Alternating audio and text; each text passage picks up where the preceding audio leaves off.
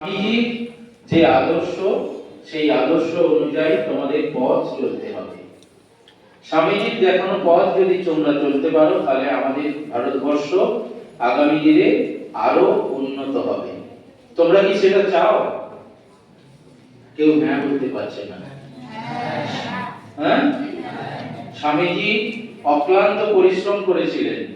সেই পরিশ্রম করে তিনি যখন সারা ভারতবর্ষ পায়ে হেঁটে ঘুরলেন, ঘুরে ঘুরে ঘুরে বুঝলেন যে ভারতবর্ষের মানুষের মধ্যে সবকিছু আছে কিন্তু একটা জিনিস নেই, সারা দিন রাত এবং যখন প্রয়োজন হবে একটুখানি খেয়ে সারা দিন রাত তিনি ধ্যান করবেন। কিন্তু ঠাকুর শুনে বললেন, এটা তোর কি ক্ষীণ বুদ্ধি, এই বুদ্ধি তোর হবে না, এই চলবে না, হাঁটা পড়ে যাবে। কিন্তু ঠাকুরের যেমন কথা তেমন কাজ। তিনি বললেন, আমি আর তীর্থ দর্শনে যাব না, আমি এখানেই বসে পড়ব, তুমি যদি এদের সেবা না করো।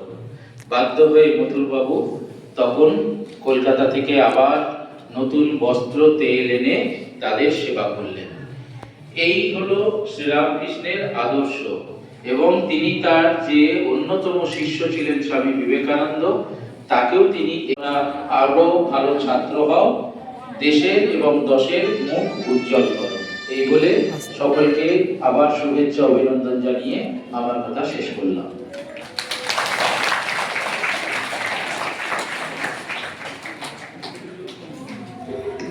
পূজনীয় মহারাজজি চরণে সশ্রদ্ধ প্রণাম জানাই।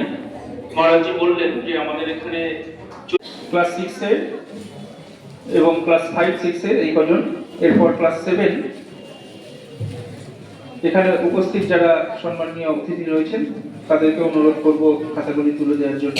মানালি পোদ্দার, ক্লাস 7 এর মানালি পোদ্দার, অমৃতা দেবনাথ, পুষ্কর ঘোষ, অমৃতা দেবনাথ, পুষ্কর ঘোষ, রুমি বসাক,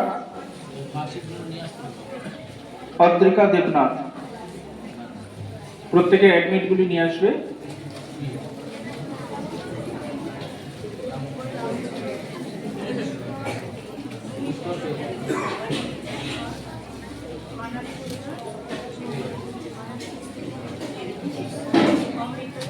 এরপর সুপ্রীতি দাস, ক্লাস 10, আকাশ দেবনাথ, বিশ্বরূপ বংশমণি, আকাশ দেবনাথ, বিশ্বরূপ বংশমণি, অনিতা সরকার,